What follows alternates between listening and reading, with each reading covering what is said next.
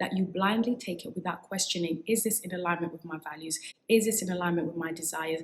Where I want to be in 5 years, will I get there by doing what other people are doing? In anything that I tell you, I always try to remind you to remember you, remember your needs, remember to look after yourself. Hey there, gorgeous ladies, and welcome back to my channel. If you're new here, welcome, and if you are a returning subscriber, welcome back, and thank you for gracing me with your time and your energy. In today's video, we will be discussing 7 healthy independence habits for women in their 30s. So what is healthy independence, and how can you cultivate that in your 30s where there's so many demands on your time, and yet you still have to find a way to curate a level of independence for yourself and for what you want to attain? So how does that look like, and how can you create healthy independence while you're still trying to live your life and be, in a way, interdependent on other people as well? And when I'm talking about healthy independence, I'm talking about how we can reclaim our power by embracing our unique identities and navigating this world with resilience and strength.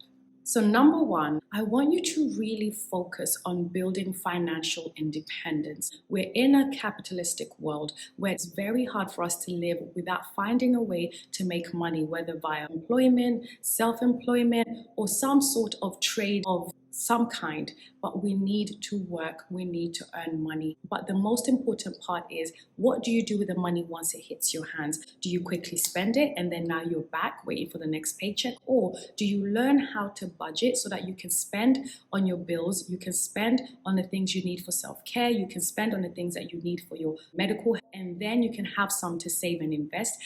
Learn about finances, improve your financial literacy, speak to some of the bank societies or speak to some of the investment companies to see what you can do with the money that you have. You will be quite amazed by how little you need to start investing. And when you invest, you're really and truly just building your financial independence so that if and when you need to, you can tap into those extra resources because you have a backup plan. If, for example, you're made redundant, you know that you have a certain amount of money saved in your emergency fund to carry you over until you get the next job. If, say, for example, you are in a situation where you're with your partner, you're either in a girlfriend-boyfriend situation, or you are married and maybe you were heavily dependent on your partner, and for whatever reason things go sour and now you're back out there and you now have to find a way to essentially sustain yourself. If you are already independent with your finances and you know how to run your finances, then you will not be thrown off course because you will have a reserve to help yourself out. So learn about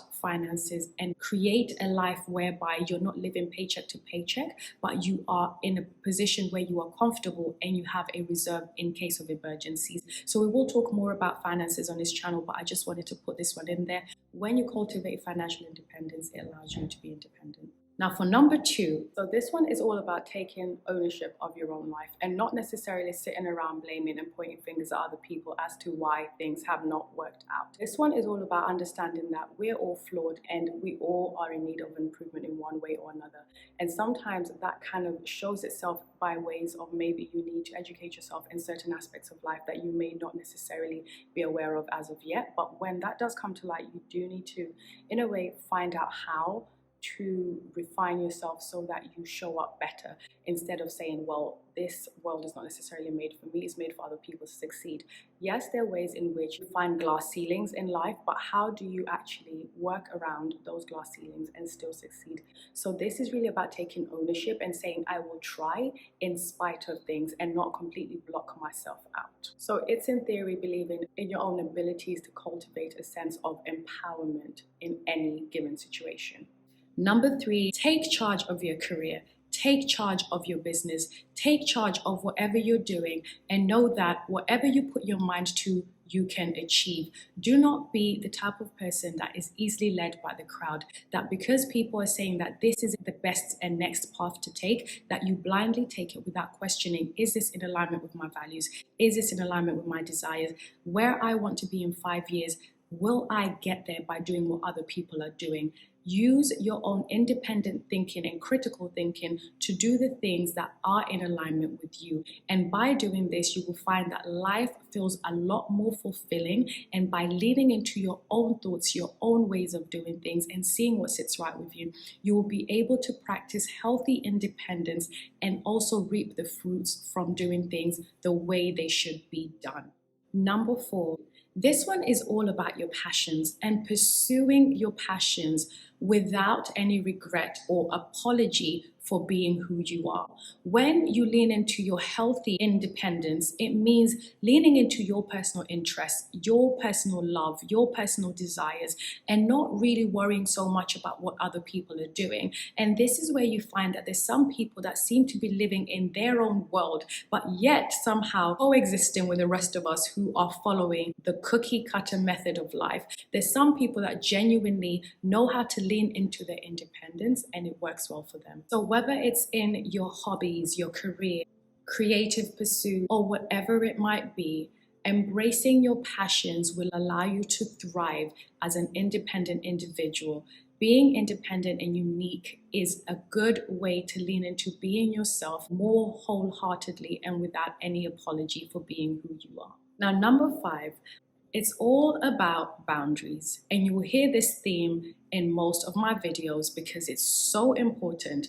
And if it means having to repeat it once or twice, I will have to do it, because setting boundaries is at the core of just about any self-development that you want to do. When you set boundaries, you're protecting your time, you're protecting your mental health, you're protecting your physical health, and you're in a position where you can draw between this is now independent versus now things becoming codependent, which that can sometimes be unhealthy in some instances. So having boundaries allows for people to know what you stand for, where you stand, what you believe in, and then they can proceed accordingly.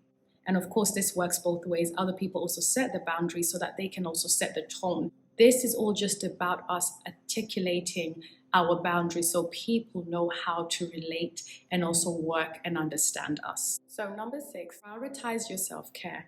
In anything that I tell you, I always try to remind you to remember you, remember your needs, remember to look after yourself. When you prioritize your own needs and you take some time aside to look after yourself, it's actually a form of independence, because you don't need to be prompted to say that, okay, now we can go and look after ourselves. You know how to listen to your intuition and to your body, and also cater to yourself. By being independent and looking after yourself, you're then able to go into relationships and be interdependent and help other people in their times of need. But first, always remember to fill up your own cup so you can have something, some residual in there to pour out into others. And remember, self-care is a radical act of self-love and compassion, so do not neglect self-care.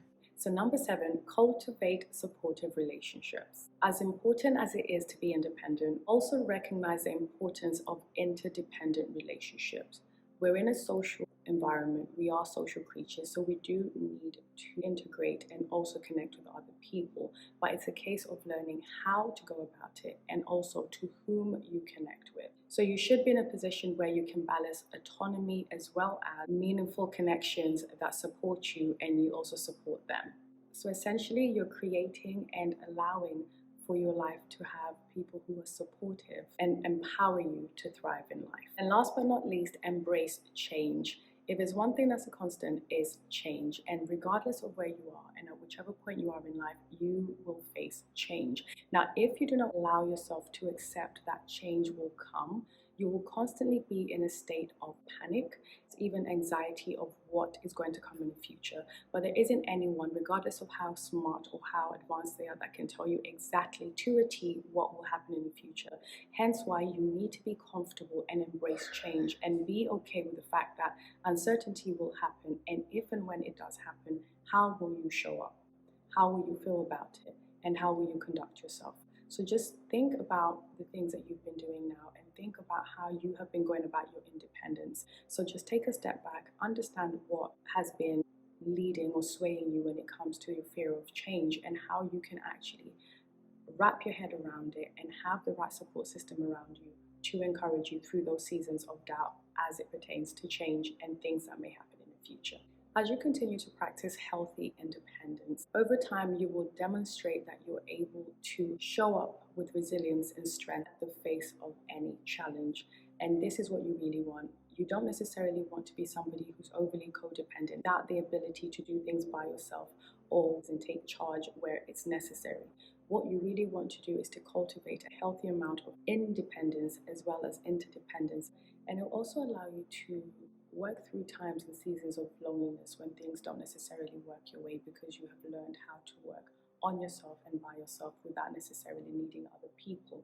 But also knowing and recognizing the importance of interdependence will give you the opportunity to still lean into those supportive resources if and where you need them. So I think the most important thing here to learn and to understand is that we do need a little bit of the interdependence and the independence, but it's a case of how and when we use them, and knowing that you can have both in your back pocket to be able to maximize if and when you need it. So I'm hoping that you have gotten something from this video, and if it has resonated with you, do not forget to leave it in the comments below and let me know what you'll be working on as it pertains to your own healthy independence journey.